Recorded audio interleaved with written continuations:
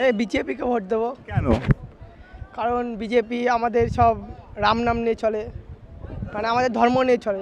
আচ্ছা, তৃণমূলও তো এবার আমরা দেখলাম রামনবমী করছে। হ্যাঁ, এইবার করেছে, আগের বার তো করেনি।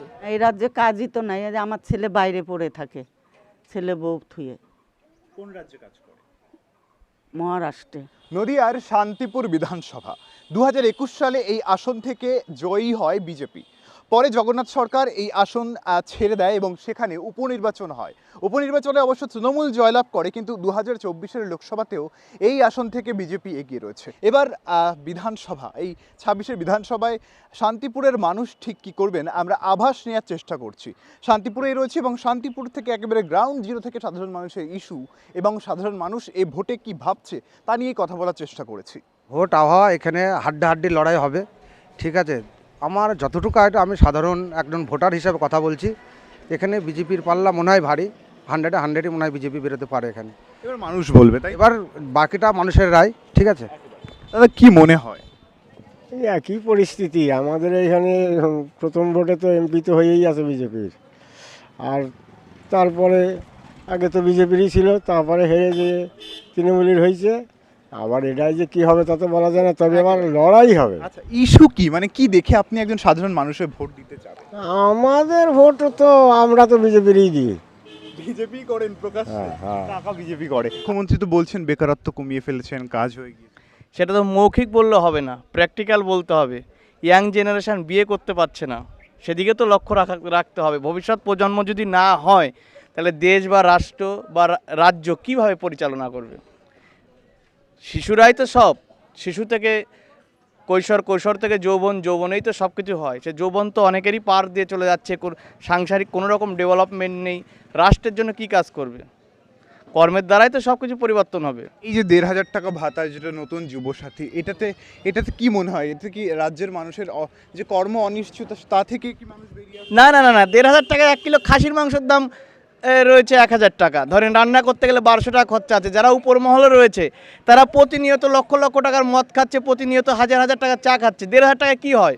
ওরা তো এক টুকরো রুটি দিয়ে মানুষকে ভোলানো মাত্র, দ্বিতীয় কোনো কিচ্ছু নয়। এগুলো ভুসি ব্যাপার, এগুলোতে কিছু হবে না। তো এবছর আপনারা ইয়াং ভোটার্স রয়েছে, কি চাইছেন, কি হবে? আমরা তো চাইছি যে কি, সবাইকে তো দিয়ে দেখেছে, আমি একা চাইলে তো আর দেশ পরিবর্তন হচ্ছে না। গণতন্ত্র বলতে কি বোঝায়? সকলে মিলে তন্ত্র, তাই না?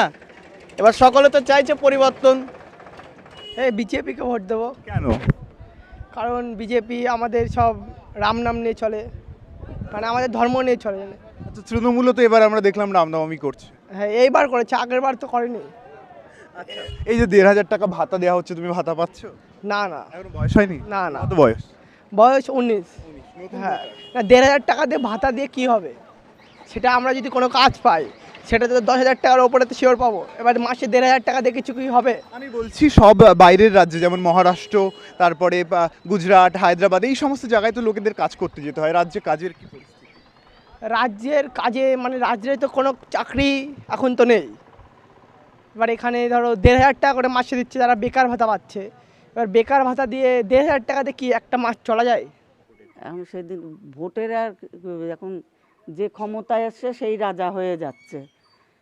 আশা ভোটের সময় আসে জোরহাত করছে, ভোট দেবেন, ভোট দিলেই তখন আর চেনে না নেতারা। ওই জন্য এবার ভোটই দেবো না। মহিলা সুরক্ষা বলুন, তারপরে মানুষের রোজগারের ব্যবস্থা, তাই সবই কিচ্ছু নাই, কোনো রোজগার পাতি, কোনো সাহায্য বা কিচ্ছু করেন আমাদের এখানকার নেতারা। 15 বছর মমতা বন্দ্যোপাধ্যায় ক্ষমতা রয়েছে, কিচ্ছু করেনি। লকডাউনেও কোনো সাহায্য দেয়নি কোনো নেতা। একেবারে এই যে আপনারা এই মানুষের রুজি রোজগারের যে কথাটা, বাইরে রাজ্যে গিয়ে কাজ করে খেতে হচ্ছে সকলকে, এই রাজ্যে কাজের অনিশ্চয়তা রয়েছে। হ্যাঁ, এই রাজ্যে কাজই তো নাই, এই যে আমার ছেলে বাইরে পড়ে থাকে, ছেলে বউ থুয়ে কোন রাজ্যে কাজ করে? মহারাষ্ট্রে। মহারাষ্ট্র। সেখানে মানে এত বছর তো রাজ করলো, এবার পরিবর্তন না হলে কি করে চলবে? একেবারে আর একজন ইয়াং ভোটার্স রয়েছে, তুমি ভোট দেবে এবার? হ্যাঁ, অবশ্যই ভোট দেবো। রয়েছে ইয়াং, তুমি একেবারে ইয়াং জেনারেশন, কি তোমার চাওয়া পাওয়া আছে এই যে ভোট দিতে যাবে যখন, কি ভেবে দেবে? আমার মনে হয় যে চাকরি বাকরির উপরে ফোকাস দেওয়াটা বেশি জরুরি। এবং জনগণের যে উন্নয়নগুলো এখনও বাকি আছে সেগুলো আপকামিং 5 বছরে যে সরকার রয়েছে সেই সরকার যদি তাকে সে উন্নয়নমূলক কাজ করবে হয়তো আশা রাখছি। যতটুকু সম্ভব বিজেপি যাবে। কেন বলছেন? মনের একটা আত্মবিশ্বাস। মোদি না দিদি, এটাও একটা। মোদি। কেন বলছেন? একটু টাইম দিয়েছেন, 1 মিনিট। যাকে সব কিছু কাজে সমানভাবে দেখা যাবে ভালো। মেন জায়গায় আসলে আমাদের যে হেড অফ দি ডিপার্টমেন্ট যে একজন আছে তার কাছেই থাকা ভালো। মানে দেশের ক্ষমতায় যে আছে তাকেও রাজ্য অবশ্যই অবশ্যই অবশ্যই। পাল্লা তো আমাদের তো মনে বিজেপি ভারী হবে। তৃণমূল তো বলছে এত উন্নয়ন করে, উন্নয়ন করে তো লাভ পেলাম না। আমরা বেকার হয়ে একভাবে টোটো চালাচ্ছি, কাজকর্ম নাই কোনো। তো রেজিস্ট্রেশন না, তার জন্য তো টাকা দিয়ে রেজিস্ট্রেশন করতে হচ্ছে, গাড়ি নিয়ে চালাতে দিচ্ছে না, চাবি কেড়ে নিচ্ছে থানার থেকে। কি আমরা কোনো টাউন এলাকা যেতে পারছি না, কোনো জায়গা ভাড়া পাচ্ছি না, পেটের মানে কোনো সমস্যা, আমাদের বিশাল সমস্যা। আমাদের ভাতা দিচ্ছে, ভাতা দিয়ে পেট চলে? 1500 টাকা দিয়ে কী চলে বলেন? দেখে দাদা এবার ইস্যু কি? ইস্যু আর কি বলবো, আমরা সাধারণ মানুষ, আমরা তো ওইসব কোনো কিছু বলতে পারি না। ইস্যু আছে যে আপনার চাওয়া পাওয়া রয়েছে, বা আশা করা যায় যত সম্ভব এখানে বিজেপিই বেরোবে। মানে এই প্লাস পয়েন্টটা কেন? প্লাস পয়েন্টটা কারণ বলতে আমাদের শান্তিপুরে একটা গোষ্ঠীদ্বন্দ্ব আছে। শান্তিপুরে এই যে আমাদের মিউনিসিপ্যালিটি কোনো কাজ হয় না ঠিকমতো, ঠিক আছে? এই ভোটের মুখে এখন রান্নাম কাজ চলছে, কিন্তু এর আগে শান্তিপুরে এই যে আপনার এই যে চেয়ারম্যান, এটা নিয়ে খুব খেয়ে চলছিল, কেউ কোনো কাজ করছিল না। এখন বর্তমানে এটা কাজ হচ্ছে, এখন করছে, কিন্তু এটা হাড্ডাহাড্ডি লড়াই হবে।